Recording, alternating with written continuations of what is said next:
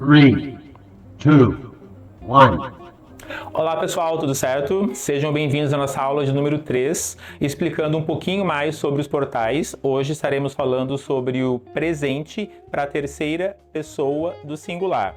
Quais aulas que vocês, aconselho vocês darem uma olhadinha caso vocês tenham pego esta aula inicial, essa como primeira aula. Eu gravei a aula anterior a essa com o do, que é o auxiliar do presente normal, e a primeira aula é quando eu faço um overview, eu faço uma pincelada sobre todos os auxiliares nessa primeira aula, que é a aula introdutória. Definição de timeline corretamente, enfim. Então eu aconselho vocês darem uma olhada nos outros cardzinhos que eu vou postar por aqui, e assim vocês conseguem acompanhar a sequência, porque assim vocês vão ter essa segurança e essa maturidade maior aí no inglês de vocês na parte estrutural básica, ok? Falados? Muito bem. Pessoal, vamos comigo lá então, sem mais enrolações, sobre o meu presente. Na última aula, vocês vão ver depois, no vídeo, que é aquele que já viu, já vai saber do que eu me refiro. Nós falamos sobre o do. Pessoal, o do, ele é o portal do presente padrão.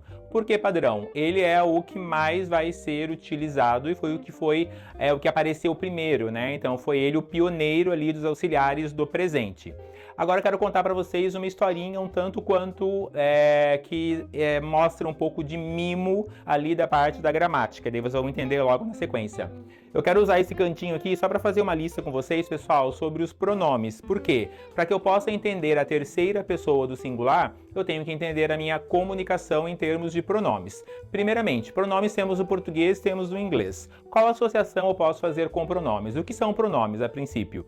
Pessoal, pronomes, como o próprio nome fala, eles são para o nome. Eles vão fazer o quê? A substituição do nome próprio, do nome da pessoa.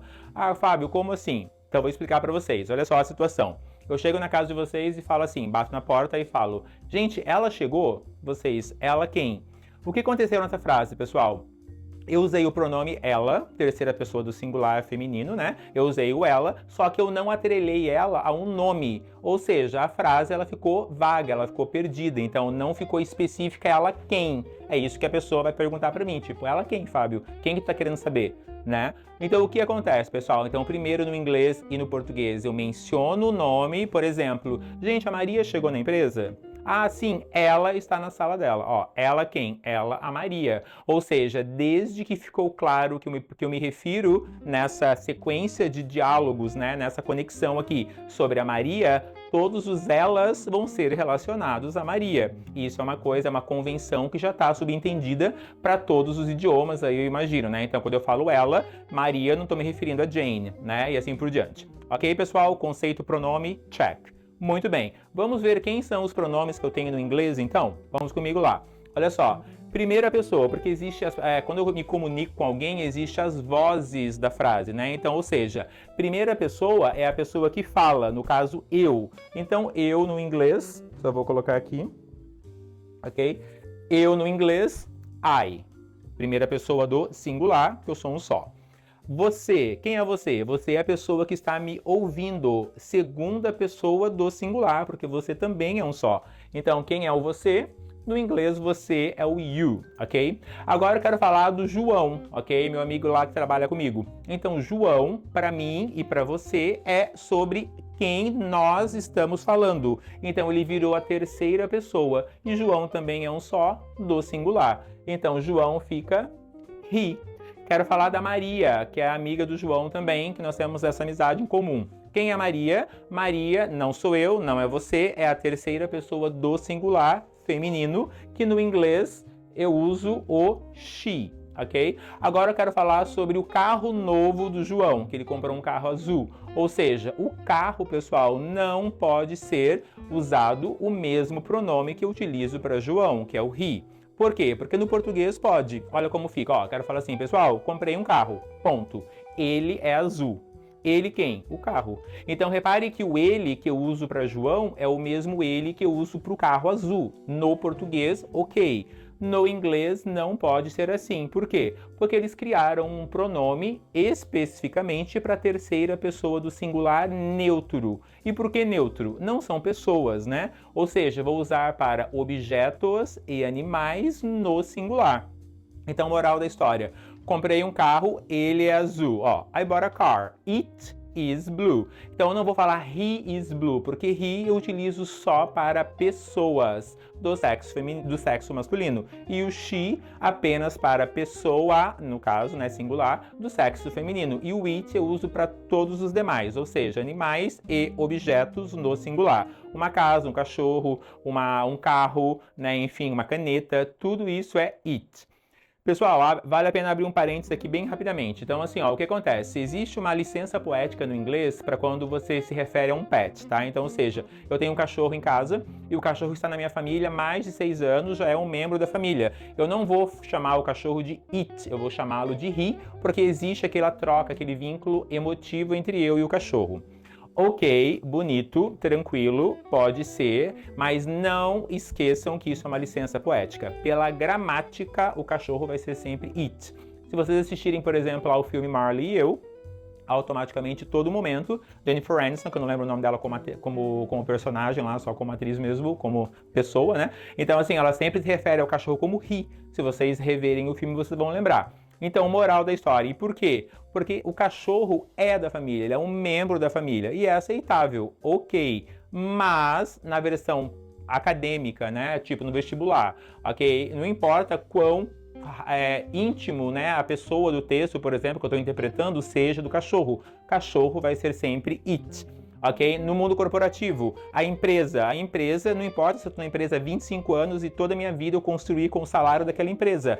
A empresa, ela vai ser sempre it. E não tem como eu traduzir, né, eu trazer essa versão, essa carga, né, pessoal para o pronome segundo a gramática. Existe sim uma licença poética que eu tenho ali para fazer essa versão, mas de uma forma orgânica, né, de uma forma estrutural, isso não é permitido, ok? Vale a pena ressaltar, porque pode ser que às vezes na leitura vocês acabam confundindo, mas é por causa disso, né? Existe a licença, até mesmo para letras de música e tudo mais. Por quê? Porque no inglês não temos tantos vocábulos, e no inglês eles têm uma dificuldade gigante para rimar, porque no português, por exemplo, ela não pôde me amar, daí pode brincar, andar, pular, ó quanto ar, para dar uma rima ali numa estrofe. No inglês, pessoal, o vocabulário é muito mais enxuto, o que é realmente a razão pela qual eles não trabalham com acentuação silábica. Então eu não tenho acento tio, circunflexo, agudo, trema. Por quê? Porque eles entendem assim,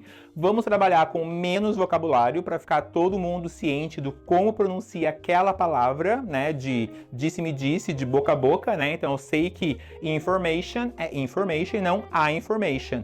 Como é que eu sei disso? Simplesmente porque eu ouvi alguém dizer, né? Então, a estrutura, ela não tem nenhum tipo de, vamos colocar assim, de indícios que aquele I, porque o I pode ser o I, pode ser I, pode ser outros sons. E como eles não têm acentuação silábica, eles se prevalecem da ideia de ter menos vocábulos para que eles possam, literalmente, se isentar, né, de colocar. Porque no português, como nós temos muitos verbos e muitos vocábulos e muitas palavras, o acento, ele é o que vai me ajudar a entender como é que eu vou pronunciar aquela palavra. E no inglês eles se sentiram, né, desobrigados, né, de fazer esse tipo de regras, porque assim, mais regras na língua, mais exceções das regras, mais exceções das exceções, e assim vai embora. Então eles acabaram, né, por isso que inglês é uma língua falada globalmente, porque desde o dia 1, né, automaticamente eles tiveram esse conceito de vamos fazer uma coisa fácil? Prática? Vamos, ok. Pronto, time is money, né? Os americanos têm aquela versão de tempo é dinheiro, não quero gastar tempo muito, sabe, estudando e tal, aquela coisa, então eu quero literalmente uma coisa prática. E conseguiram, porque inglês realmente é uma língua extremamente prática, embora foram os ingleses, né, que acabaram criando a língua, tá? Os americanos apenas se apropriaram do idioma. Então, só que eles ficaram maiores, mais ricos, mais famosos, e hoje o inglês americano, em termos de conteúdo, é muito mais audível, né, na televisão, em músicas e tudo mais, do que o próprio inglês britânico. Mas, no mundo business, né, eu trabalho com o pessoal de empresas, né, como vocês sabem, então estou há mais de 30 anos no mundo corporativo, o inglês britânico, ele é mais educado, porém mais, ele gera uma credibilidade no mercado maior e nananã. né? Então, o inglês britânico, por quê? Porque eles são os donos do idioma e eles querem manter como é. Americanos pegaram o idioma, pegaram isso, condensam para isso e estão felizes e alegres. Então, meio que os britânicos se sentem meio que desrespeitados nesse conceito. Por isso que tem essa rixa, né, essa rivalidade inglês-americano e inglês-britânico. Falado? Yes, tudo certo? Muito bem. Agora vamos lá, pessoal. It. Então, ou seja, primeira do singular, segunda do singular e terceira do singular. Eu, você, nós. Nós, we. Vocês, você, João, Maria e Roberto, são you. Ah, mas não é a mesma coisa que you lá em cima? Mesma coisa, mesma pronúncia, mesma palavra, mesmo tudo. Ah, mas não dá problema? Não, não se preocupem. O você e o vocês é a mesma palavra no inglês.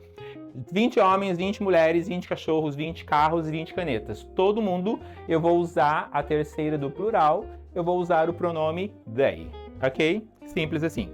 Então aqui eu tenho listado todos os meus pronomes, né, básicos no inglês. Até aqui, caso tenha alguma dúvida, deixa lá para mim que a gente vai se falando, ok? Pessoal, sabedores disto agora, o que nós vamos avançar? Avançar no conceito de terceira pessoa do singular. Lembra que eu falei que tem uma versão meio que de mimo ali, meio que de mimado? Por quê? Olha só, a terceira pessoa do singular, ela foi especificamente agraciada, né? Então, pela gramática de ser masculino, feminino e o neutro. O que eles fizeram? Se rebelaram no presente, né? E falaram assim, não, já que você deu atenção especial pra gente, vamos exigir um auxiliar só nosso. Vem Deus e os gramáticos, eles acabam criando quem? Acabam criando o does. Então, pessoal, o que é esse does? Esse does nada mais é do que um próprio do, meio que adaptado para a terceira pessoa do singular. Então, olha a diferença. Eu quero perguntar assim, ó. Você gosta? Fica do you like, como nós vimos na aula anterior com o do. Agora eu quero perguntar da Maria. Gente, ela gosta? Como ficaria a pergunta? Ó, o portal does, ele é a mesma coisa que o do, ele é portal, não tem tradução, indica a pergunta, tudo igual, pessoal. Does she, da Maria, né? Like. Pronto, perguntei. Ok? Então essa é a minha pergunta correta ali no conceito do ela gosta, ok? Então simples assim. Então terceira pessoa do singular eu vou sempre usar o does. O que não pode acontecer aqui? Do he, do she e do it. Não existe do he, do she e do it. É sempre does he, does she e does it. E os demais continuamos com o do normal, sem nenhum tipo de problema, ok? Vamos trabalhar comigo lá então nos exercícios para a gente oficializar isso aqui bem legalzinho. Vamos lá. Tá. Aqui eu tenho só os verbinhos novos aqui, que eu quero só... não, são os mesmos da última aula, tá? Então aqui, ó, to travel, to need, to forget e to read. Nada se alterou. Apenas o auxiliar aqui vai ser o does, o he, she, it e o verbo qualquer que eu quiser usar. Vamos trabalhar o exercício comigo aqui então? Olha só. Vamos lá para nós concluirmos aqui. Pessoal, eu quero perguntar então assim, ó. Ele precisa, presente, ele como sujeito, né? Como pronome, ó. Barrinha, barrinha e barrinha. Precisa hoje, mas eu tenho he. Então eu sei que eu vou usar quem? Eu vou usar o does. Ele, he. E o precisar, need. Então fica does he need. Simples assim. Ela esquece barrinha, barrinha e barrinha. Ó, esquece quando? Hoje. Então fica does she. Como é que eu esquecer mesmo, pessoal? Forget. Simples assim. E a última, ele viaja. Does he travel? Língua lá em cima. E acabou. E é dessa forma, com essa simplicidade gramatical mesmo que eu vou utilizar. Tradução do does também não existe. Qual é a função dele? Indicar que o primeiro verbo, como nós já havíamos falado, vai estar no presente. E também indicando que o pronome ou sujeito vai ser uma terceira pessoa do singular. Tanto he, quanto she ou it. São só para esses três que eu vou poder utilizar o does. Simples assim.